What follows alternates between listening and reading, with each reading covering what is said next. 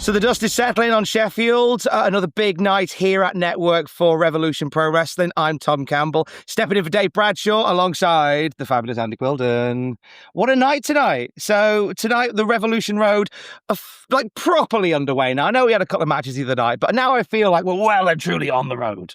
Yeah, it was an eventful night, and it was an exciting night, and it was great to have so many fresh and exciting faces. And when we set up the Revolution Road, the goal was to introduce some new people to Revolution Pro Wrestling, and to mix things up a little bit. And I believe that happened tonight, and we saw a series of exceptional matches, and just had a real good time with it, and I think that's something which I can say for up and down the card today. It was just a real exciting and fresh lineup, and we love to be able to, continue to produce them. So, there's a lot of stuff coming out of today. Of course, we had Guido with perhaps the biggest upset of them all, defeating Charles Samuels. TK Cooper advancing with a great match with Tom Thelwell, who stepped in as a last-minute replacement. I've just been speaking to Tom, telling him how impressed I was with that showing he had against TK, and just the way he was able to step in. It was a last minute, he had like an hour or so to prepare for this contest, and TK Cooper will call it a conspiracy that, he wasn't informed of it, and that we had this plan all along, but, we didn't have this plan all along. Jack Morris had travel issues, and couldn't make it to the show. And as a result, Tom Thelwell stepped in. And boy, did he step in. That was a great showing from Thelwell. And of course, in the other tournament match, the Battle of France. The French Revolution. Yeah, the first time meeting, Koro was able to defeat Big Dog Mecca. And that, again, just another fresh, exciting match. And I wanted to be there with the Big Dog as well, just exciting, just a lot of fun. And we talk about debuts on a night like this. I want to give some love to the freshness as well. So they stepped in there with the young guns, who I was just saying out there, I think they are the best they have ever been. They are at their absolute peak, it feels, at the moment. And with that big date with Destiny, with FTR in Wembley, every match is more than an exhibition match. Every match, the titles, if not the titles are on the line, a lot of credibility is on the line. And when you got the freshness who are coming in, looking for a good time, having some fun in there, and they really took the fight to them. But Ethan Allen and Luke Jacobs, just on another level at the moment. Well, look, the freshness, first of all, unique, unorthodox, very, very effective. They stepped up against one of the, if not the best tag teams in the world right now in Ethan Allen and Luke Jacobs. They gave them a real run for their money. And in this, I said, on this wrap up, a few wrap ups ago, I can't tell you the exact date, but I always say, I don't lie. So I always want stuff to be put on record. And on record, I went and said, we're going to be bringing in some new tag teams. We're going to be gassing up this tag team division. It's going to be an exciting time. Last week, you saw it with Suplex Republic. This week, you saw it with the Freshners. As I said to you on commentary, when it comes time for the end of the year, the Great British Tag League, it promised to be something very, very exciting, to say the least. And with all the eyes of the wrestling world on the tag team division, thanks to that Grand Slam challenge from the Young Guns to FTR for Saturday, August 29th, live at Wembley Arena. The biggest tag team match in British wrestling history. Could it be the biggest tag team match in independent wrestling history? And like you say, the second they laid down that challenge, it put all the eyeballs on them. It put all the pressure on them. So whether the championships are on the line or not, as you said, it's an issue of credibility. It's an issue of bragging rights. It's an issue of we have now laid out our statement. We've told everyone we're the best, and now we're going to back it up. And they backed it up tonight. They backed it up last week. I'm sure they're going to continue to back it up all the way through to Wembley Arena. But they know they need to hold on to those tag team championships to make that match live up to the billing. It's going to be great. Yes, sir. But to live up to that billing, those championships need to be on the line. And we know their next challenge now is going to come on Sunday, March 22nd. Just 24 hours after High Stakes, live in Coventry when they go up against Cowboy Way. And that is going to be a huge, huge tag team clash. There is so much moving and shaking around the titles in RevPro when we know that every belt's going to be on the line at Wembley. So every match counts. Let's talk about the undisputed British Cruiserweight Championship that tonight saw a couple of shifts in the pecking order. We saw that fantastic opening match tonight that saw Leon Cage going at it against Leighton Buzzard, who is the heaviest of the cruiserweights. This is his new goal now. He's going to become the cruiserweight champion, heaviest in the division. But a new alliance formed at the conclusion of that match with Josh Holley and James Ellis. That was a surprise turn up. Yeah, so look, so Leighton Buzzard picked up another win. Yes. Right? So, he's doing great in that, in the one blemish on his record recently was against Cameron Kai. And of course, Cameron Kai picked up a huge win tonight over the current undisputed British Cruiserweight champion in a non-title match, Joe Lando, and an excellent, spectacular contest. Real excellent contest that I suggest you go out your way to watch. So that was great. But yeah, in that opening contest, that high-paced, high-octane opener between Leighton Buzzard and Leon Cage, yeah, it was Josh Holley who was a difference. And it was Josh Holley who was a difference. He came out again to try and coach Leon Cage. And we know that Josh Holley had a hand in helping to train Leon Cage. We know that Josh Holley was the veteran of the class of Leon Cage's wrestling school, New Wave, of course, in Cardiff. And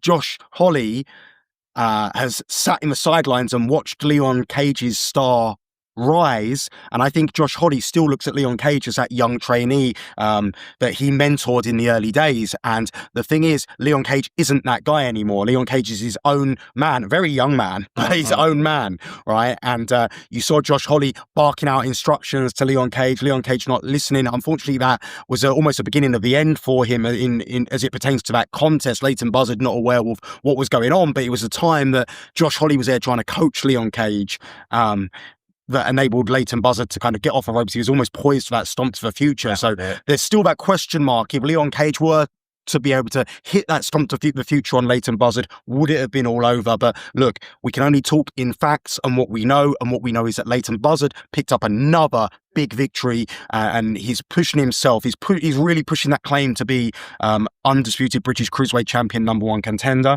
Of course, he's going to have to get in line behind Cameron Kai, but that's an interesting development as well, because we saw Liam Slater pull Cameron Kai away from from that Cruiserweight like he was going to grab the belt, and Liam went, no, you hold the belt when you win the belt. Or was it I don't know. Look, he looked at me and said, I've got a plan.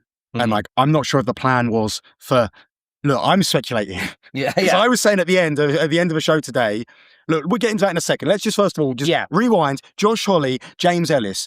So Leon Cage was lighting up Josh Holley, and out came James Ellis. And it seems that we've got a dangerous new alliance in James Ellis. And what's very interesting, we've seen both Josh Holley and James Ellis in Revolution Pro Wrestling before. And if I were to think about two throwback wrestlers who perhaps complement each other perfectly, I couldn't think of a more perfect match than James Ellis and Josh Holley. So you look at that combination, it looks like they have seen that as well. And you look at that combination, and you think that could be a dangerous prospect again in that tag team division. So another potential team on the horizon, perhaps, to kind of keep things in the mix and make things interesting. So, like I say, this tag team division is flourishing, and yeah, is good to see. I don't like the way that Josh Holley and James Ellis behave towards Leon Cage, but Leon Cage has got a lot of friends, so I'm sure that we're going to see a continuation of that. And then finally, with as we rewind, fast forward, rewind. Yeah, we moved through it. The end of the show, you saw spectacular match between Connor Mills and Liam Slater. You can tell I've done a lot of driving. It's been a long day. It's been a long day. Like 5 hours drive show, 5 hours back. So it's been tough, but this is what we do. This is why we love this. And when you have shows like today, it reinforces why you love it, because again, you see so many people stepping up to the plate, and in super exciting times. You saw Connor Mills and Liam Slater, and Liam Slater afterwards saying it's a scouting mission. It seemed that it was a scouting mission for Cameron Kai, who laid out Connor Mills from behind. And then just as Liam Slater was going to announce that someone from the Slater Dojo is challenging Connor Mills for high stakes March 21st, Cameron Kai grabbed the microphone and said, Leon Slater. And the look on Liam Slater's face was a look of surprise. Yeah. But I was asking him at the end of the show, did you know about this? Did you know about this? And he said, of course I did. But he's going to say that, isn't he, though? He wants to be seen as still in charge of this situation. But it feels like the youngest in charge's return was something that caught him off guard. And the star student of Slater's dojo going to be in action in a couple of weeks in Wolverhampton. I think that's fair to say. And look, I speculate, I stir, but it's a situation to keep your eyes on. So yeah, it was, like I say, action-packed, eventful night of action. And it'd be remiss of me not to mention a fantastic debut of two of our new contenders, Elvin Narayan, 16 years of age, and he's 2 months older than Cameron Kai was when he debuted. I thought he could be a world record in terms of the youngest person to debut, but 16 years old. Chicago Desai, 19 years old, and of course teaming up with Isaac Murray, who we saw last weekend, also 19 years of age. So when I say the future's bright and I'm old, I really mean it. Right? But like it's so great to see them. We said we're changing the mentality of the contenders division, and it's hard work pays off. And of course, Chicago Desai is someone who he trained predominantly at the New Wave Wrestling Academy in Cardiff or Newport in Wales. But he also makes a journey down to Portsmouth once a week to train at our Portsmouth School of Wrestling as well. And that tells you all the credentials you need to know about that young man. And he jumped at the opportunity to join our contenders division. And I think sky's the limit for all three of them. And I'm very excited to see them compete against the very best of Revolution Pro Wrestling. I'm also very excited to see them compete against each other. This is a process. Nothing happens overnight, but they've got... And then there's a lot of bumps and turns and twists along the way, and not everyone's going to make it. But I strongly believe that if these three, they listen to the right advice, they stick with the right people, they make the right decisions and choices. I think they've got huge futures in this business. So look, I say it all the time, right? And I know my job's a promoter, my job's to try and hype things up and whatever. But like, look, I speak from my heart and I speak with passion, and I genuinely mean it, when I say we are doing everything we can to safeguard the future of professional wrestling. You see it on cards up and down, week in, week out, and you need not worry about the future of British wrestling, the future of Revolution Pro Wrestling, because you see all the great talents coming through, you see all the young talents coming through, and I think the greatest thing about it is that our veteran talent are still all very, very young men, right? And the advantage that our current crop of talent coming through have got is they're able to learn lessons from the young veterans in our locker room. And, every generation gets more skilled, every generation gets more rounded, every generation learns more lessons from the past. And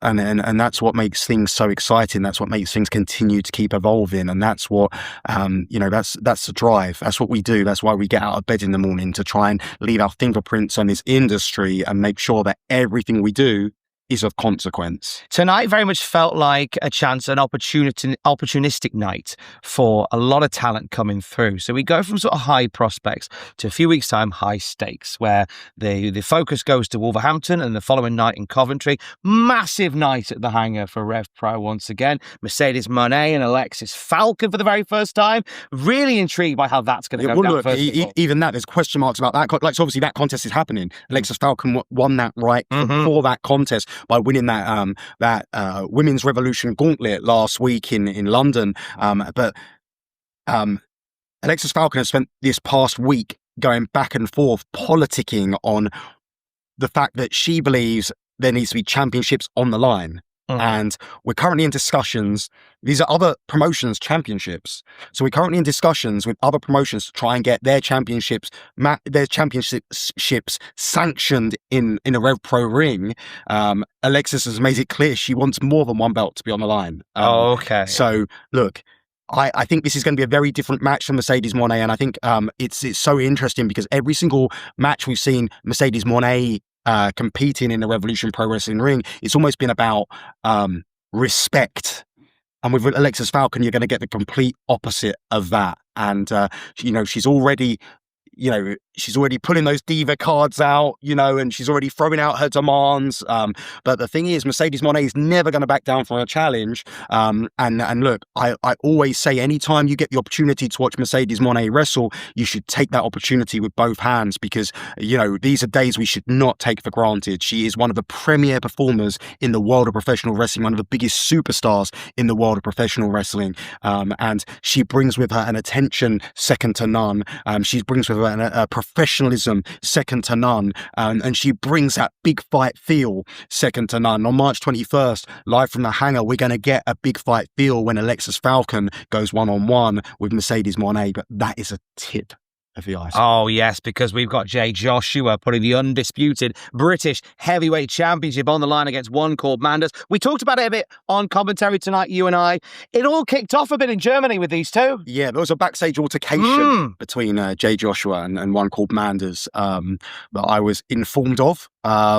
Still need to get all the details from it, but look, I think it's heated. But I know it's heated between Jay Joshua and one called Manders. We saw the evidence last week in that 2 out of 3 falls tag team match. Jay Joshua, this is perhaps I'm going to call it the biggest threat.